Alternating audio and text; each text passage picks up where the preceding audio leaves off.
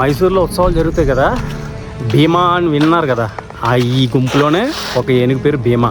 But main ఏనుగులు ఇవే గుంపు. ఎన్ని ఉన్నాయి చూసారు? ఆల్మోస్ట్ 1 2 3 4 5 6 7 8 ఏనుగులు ఉన్నాయి. ఇవి కాకుండా ఇంకా వాటర్లో స్నానాలు చేస్తున్నాయి కొన్ని ఏనుగులు. చుట్టూ కాఫీ తోటల నడుమ కావేరీ నది నెమ్మదిగా కథలు చెబుతుంటే నగరాల శబ్దం దూరమై మన అంతరంగం దగ్ధమవుతుంది. ప్రతి సూర్యోదయం ఒక ఆశల, ప్రతి సూర్యాస్తమయం ఒక కృతజ్ఞతల సమయం ఇక్కడ నెమ్మదిగా నడుస్తుంది. ఆల్మోస్ట్ ఒక 2.5 కిలోమీటర్ ఉంటుందండి ఆఫ్ బీట్ రోడ్డు. బాబోయ్, మామూలు రోడ్డు కాదు. చాలా జాగ్రత్తగా డ్రైవ్ చేసుకోవాలి, లేకపోతే క్లచ్ బీట్లు కాలిపోతాయి. పట్టణాల నుండి ప్రకృతి వైపుగా పయనించే అందమైన ప్రదేశమే కూర్గ్.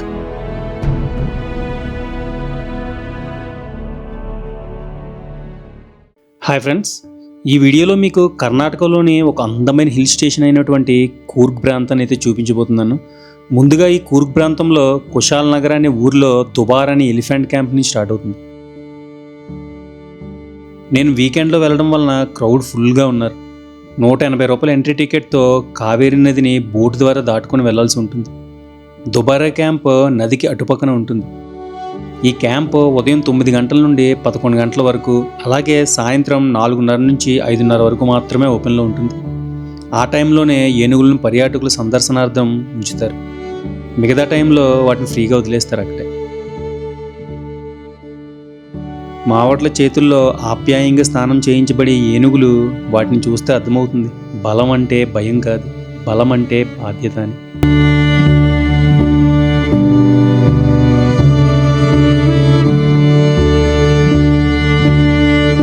పది నిమిషాల బోట్ జర్నీ తర్వాత దుబారే ఎలిఫెంట్ క్యాంప్కి రీచ్ అవుతాం.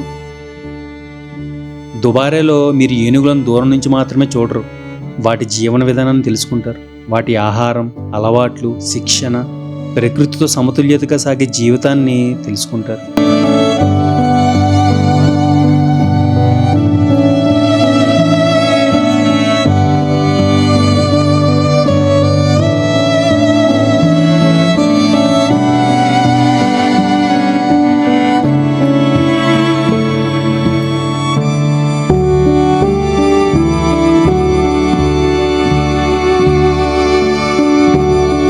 మైసూర్లో ఉత్సవాలు జరుగుతాయి కదా, భీమా అని విన్నారు కదా, ఈ గుంపులోనే ఒక ఏనుగు పేరు భీమా. పెద్ద ఏనుగు ఉంది చూసారా, అదే దాని పేరు భీమా. ఇక్కడి నుంచే ఏనుగుల్ని తీసుకుని వెళ్తారంట దసరా ఉత్సవాలు జరుగుతున్నప్పుడు. అంబారీ మీద చేస్తూ ఉంటారు చూసారు కదా దసరా ఉత్సవాలు మన మైసూర్లోని. అక్కడ ఊరేగించే ఏనుగులన్నీ ఇవే ఇక్కడి నుంచే తీసుకెళ్తారు. మైసూర్ ప్యాలెస్లో ఒక 2-3 ఏనుగులు ఉంటాయి, చిన్న ఏనుగులు. అవి జస్ట్ అక్కడ కోసం ఉంచారు అవి. బట్ మెయిన్ ఏనుగులు ఇవే గుంపు. ఎన్ని ఉన్నాయి చూసారు? ఆల్మోస్ట్ 1 2 3 4 5 6 7 8 ఏనుగులు ఉన్నాయి. ఇవి కాకుండా ఇంకా వాటర్లో స్నానాలు చేస్తున్నాయి కొన్ని ఏనుగులు. బాగుందండి. ఎలిఫెంట్స్ అంటే ఇష్టం ఉన్న వాళ్ళకి మంచి థ్రిల్ ఫీలింగ్ ఇక్కడికి వస్తాయి. వీటిలన్నింటిలో ఒకసారి చూడబడికి.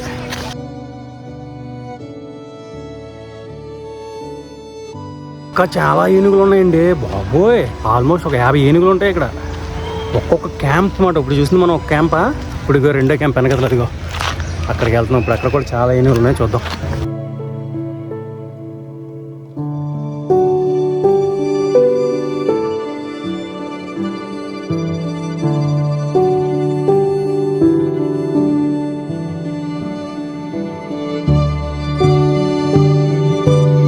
నాకు ఏనుగులు అంటే చాలా ఇష్టం అండి. అందుకే చాలాసేపటి వరకు అక్కడే ఉండి ఫైనల్ బోట్లో రిటర్న్ వెళ్ళాను.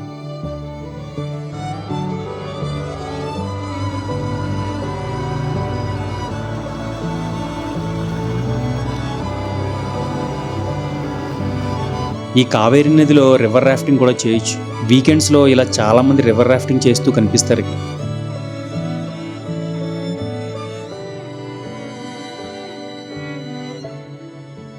ఫైనల్గా రీచ్ అయ్యి నెక్స్ట్ డే మార్నింగ్ మండల్పట్టి పీక్కి ఉదయం 5:30కి స్టార్ట్ అయ్యాను.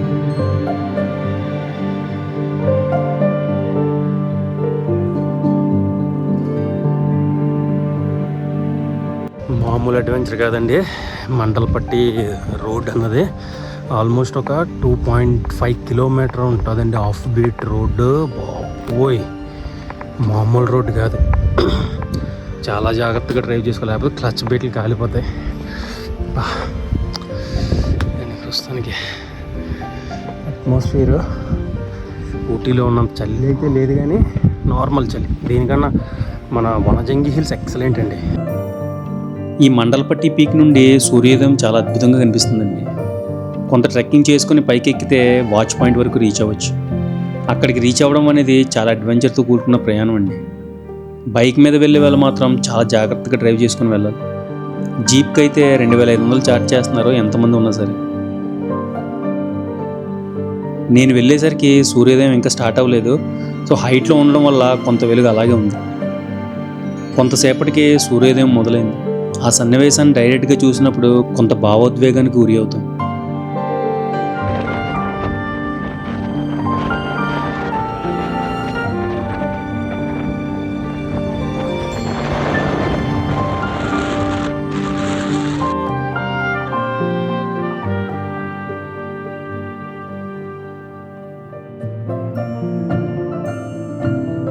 ఈ మండలపట్టి పీక్ మీద హెవీ విండ్ ఉండడం వల్ల ఎక్కువసేపు అక్కడే ఉండలేకపోయాం.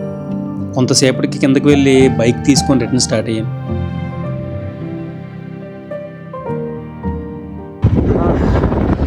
మామూలుగా లేదండి, ఆఫ్ బీటింగ్ రోడ్డింగ్ చూసారా? ఇక రోడ్డు ఎలా ఉందో మామూలుగా లేదు, ఏ వరుసగా ఉంది రోడ్డు. అసలు హెవీ విండ్ అండి పైన, అస్సలు కూర్చోడానికి అవ్వట్లేదు, అంత భయంకరంగా ఉంది చలి. ఇక్కడ డ్రోన్ ఎగరేస్తే ఇంక డ్రోన్ వెనక రాదన్నమాట, చాలా చలి ఉంది. రోడ్డు మాత్రం చాలా టఫ్ అండి. నాకు తెలిసి బైక్స్ క్లచ్ పెట్టి కాలిపోతుంది. వారి చోరలు చెప్పాను కదా, బైక్ క్లచ్ పెట్టి కాలిపోతాయని. చాలా జాగ్రత్తగా స్లోగా వెళ్ళాలి, లేకపోతే అయిపోద్ది బైక్స్.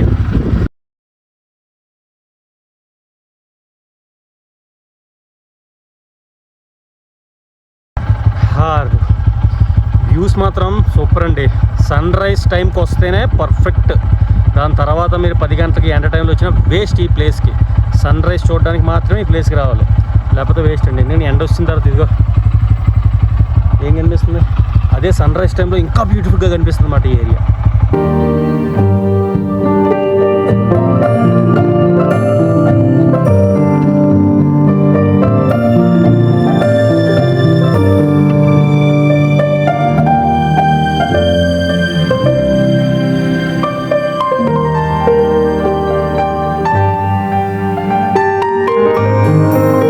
అక్కడ నుండి రిటర్న్ వెళ్ళే దారిలో కోటి అబ్బాయి ఫాల్స్ అని చిన్న వాటర్ ఫాల్ ఉంటుంది, అది కవర్ చేసుకొని వెళ్ళాను. ఇదేనండి కోటి అబ్బాయి ఫాల్స్. Location excellent. ఇక్కడ మొత్తం ఫారెస్ట్లోనే భలే ఉందండి లొకేషన్. అది దీనికి ఏం ఎంట్రీ ఫీజులు అలాంటివి ఏం లేవు, జస్ట్ రోడ్ పక్కన ఉంది. చిన్న ఫాల్ మాట, జస్ట్ ఉంది, కానీ డైరెక్ట్గా చూస్తే మీకు బాగా అనిపిస్తుంది. ఇంకా కొద్దిగా ముందుకు వెళ్తే అబ్బాయి ఫాల్స్ని కూడా చూడొచ్చు. ఈ ఏరియాకి నేను ఇంతకుముందు 2 సార్లు వెళ్ళానండి, అందుకే ఈసారి డ్రోన్ పంపించి ఆ టాప్ వ్యూలో ఈ విజువల్స్ ఎలా ఉంటాయో మీకు చూపిస్తుంది.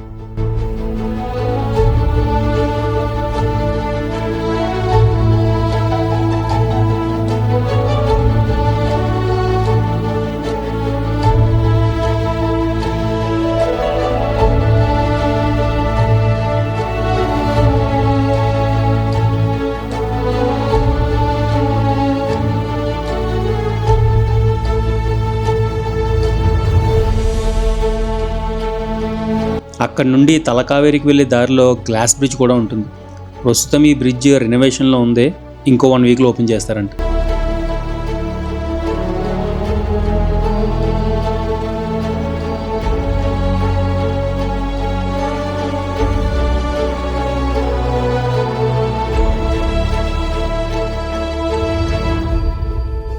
ఇదేనండి మడికేరి ఫోర్ట్. 17th సెంచరీలోనే కన్స్ట్రక్ట్ చేసిన ఫోర్ట్ ఇదే. ఓల్డ్ అయిపోయింది, బట్ పర్లేదు, చూడడానికి బాగానే ఉంది. 17వ శతాబ్దంలో కోడవరాజులు నిర్మించిన ఈ కోటను కాలానుగుణంగా హైదర్ అలీ, తర్వాత టిప్పు సుల్తాన్ చేతుల్లోకి వెళ్ళింది. టిప్పు సుల్తాన్ కాలంలో ఈ కోట బలమైన రాతి గోడలతో తుపాకీ గుళ్ళు తట్టుకునేలా పునర్నిర్మించబడింది. తర్వాత బ్రిటిష్ పాలనలో ఈ కోట పాలనా కేంద్రంగా మారింది.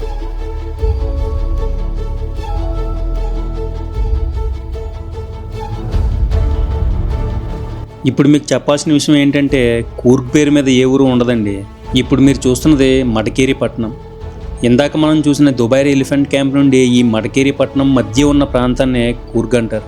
ఈ ప్రాంతానికి బ్రిటిష్ టైంలో కొడుగు అంటే కొండల ప్రాంతం అని అర్థం వచ్చే పదాన్ని బ్రిటిష్ వాళ్ళు ఉచ్చరించలేక కూర్గ్ అని పిలవడం మొదలుపెట్టారు.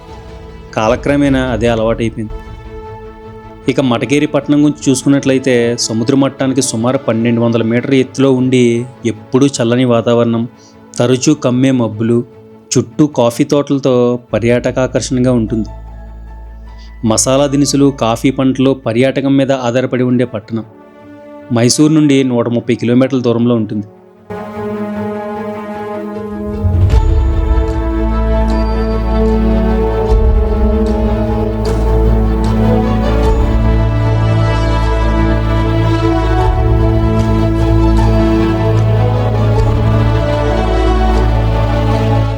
మడకేరిలో ఇంకో మెయిన్ అట్రాక్షన్ రాజా సీట్ గార్డెన్. ఒకప్పుడు కోడవరాజులు సాయంత్రం వేళ తమ రాణులతో కలిసి ఇక్కడికి వచ్చి సూర్యుడు పర్వతాల వెనుక నెమ్మదిగా దాగిపోతున్న దృశ్యాన్ని చూసేవారు. అందుకే ఈ ప్రదేశానికి రాజా సీట్, రాజులు కూర్చునే స్థలం అని పేరు వచ్చింది. సాయంత్రపు సమయంలో ఈ గార్డెన్ని సందర్శించడం ఉత్తమం.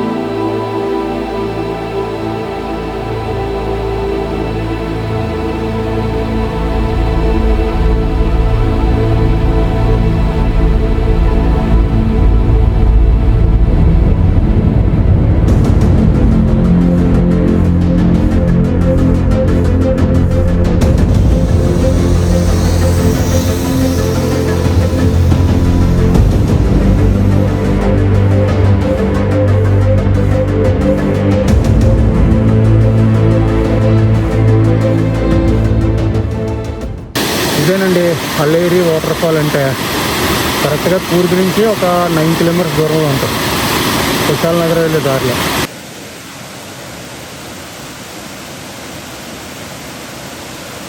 ఇక్కడ ఒక కాఫీ ప్లాంటేషన్కి వచ్చానండి. ఇది యాక్చువల్లీ 200 ఎంట్రీ ఫీజు అన్నమాట. అంటే ఇంకా ఆల్మోస్ట్ ఇక్కడ కాఫీ బీన్స్ ఏ విధంగా ప్రాసెస్ చేస్తారో, అలాగే చాలా పెద్ద ప్లాంట్ అన్నమాట, కాఫీ ప్లాంట్. బీన్స్ అవి కూడా ఉన్నాయి. ఇది చాలా వ్యూ పాయింట్స్ కూడా ఉన్నాయన్నమాట. ఒకసారి చూద్దాం, ఒకటి కవర్ చేద్దాం. ఇది మొత్తం చూడండి, ఇవన్నీ కాఫీ ప్లాంటేషన్సే. ఈ కింద నుంచి వచ్చాను ఇప్పుడు నేను. ఇవేనండి కాఫీ బీన్స్. వీటిని కట్ చేసి ఎండబెడతారన్నమాట, బ్లాక్గా అవుతాయి. అప్పుడు వాటిని మిల్లుకి పంపిస్తే కొట్టి రకరకాల కాఫీ పౌడర్లు తయారు చేస్తారన్నమాట. ఇది పెప్పర్ ట్రీ అంటే ఇది మొత్తం ఉన్నాయి. బ్లాక్ పెప్పర్, కాలా మిర్చి ట్రీ ఉంది. మొత్తం చిన్న చిన్న కాయలు ఉన్నాయి, కట్ చేసి ఎండబెడతారండి వీటిని. ఇదిగో ఇది పాదులోకి వెళ్ళింది కదండి, ఇదే వెనిలా ఫ్లేవర్ తయారు చేయడం యూజ్ చేస్తారండి. ఇగో మనం వంటగదిలో రోజు వాడే మసాలా దినుసులు ఇటువంటి ప్రదేశాల నుండి వస్తాయి. कोको ट्री इसी से बनाता है ना, वो चॉकलेट्स बनाता है. डार्क चॉकलेट ఇదేనండి మేము డార్క్ చాక్లెట్ తయారు చేసే చెట్లు ఇవే. ఇదేనండి పంచముఖ రుద్రాక్ష ట్రీ అంటే. ఇది ఇదిగో దాల్చిన చెక్క ట్రీ అంటండి. ఇది ఇదిగో కట్ చేశారు. ఇదిగో దాల్చిన చెక్క. ఇది నంబర్ देखिए, స్మెల్ వస్తుంది. డ్రై అయిన తర్వాత రోల్ చేస్తారండి దీన్ని. దాల్చిన చెక్క, అంజీర్ చెట్టు, అంజీర్ పళ్ళు, ఇగో ఇవే. వీటిని ఎండబెడతారు, తర్వాత వీళ్ళ టేస్ట్ ఉంటుంది. కాస్ట్ ఎక్కువ ఇవే. ఈ ట్రీ 15 సంవత్సరాలు అయిపోయిందో చూడండి, ఎంత పెద్దది అయిపోయిందో. అక్కడే కాంప్లిమెంటరీగా కాఫీ కూడా ఇస్తారు. అక్కడే ఉన్న స్టోర్లో ఈ స్పైస్ గార్డెన్లో పండిన మసాలా దినుసులు, అలాగే కాఫీ మేకింగ్ కూడా చూపిస్తారు.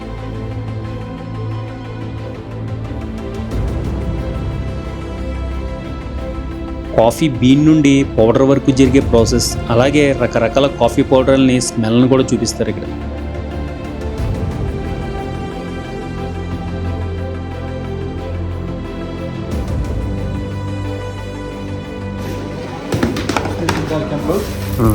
पाउडर बनाते हैं. अच्छा पाउडर बनाएंगे.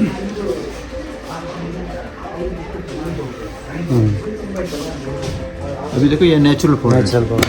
कुछ जमाता नहीं, कुछ नहीं. ఇక్కడ కాఫీ పౌడర్స్ కొద్దిగా ఎక్స్పెన్సివ్గా ఉంటాయండి, కావాలంటే కొనుక్కోవచ్చు మీరు.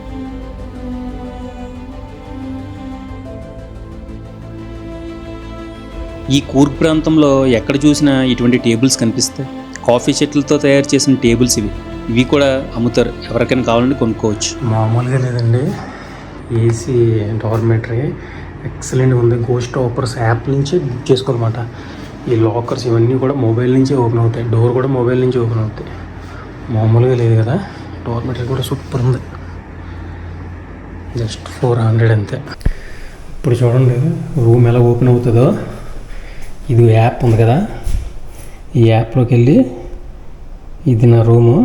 ఇది ఇక్కడ డోర్ ఓపెన్ అని కనిపిస్తుంది చూసారా, ఇది క్లిక్ చేయగానే బ్లూటూత్ ద్వారా కనెక్ట్ అవుద్ది. చూసారా ఓపెన్ అయిపోయింది. ఇది అన్లాక్ అయింది. ఇప్పుడు లోపలికి వెళ్ళిపోవచ్చు. లోపలికి వెళ్తే ఇది రూము, ఏసీ రూము, లాకర్. ఇప్పుడు నా లాకర్ ఓపెన్ చేస్తాను చూడండి. ఇది ఓపెన్ కనిపిస్తుంది కదా, ఓపెన్ డోర్ లాకర్ అని. ఇది చూడండి, ఓపెన్ డోర్ లాకర్ క్లిక్ చేశాను. అదిగా డోర్ అన్లాక్ అయిపోయింది. ఎక్సలెంట్. ఇది టెక్నాలజీ ఏం యూజ్ చేస్తున్నారండి ఇక్కడ, గ్రేట్.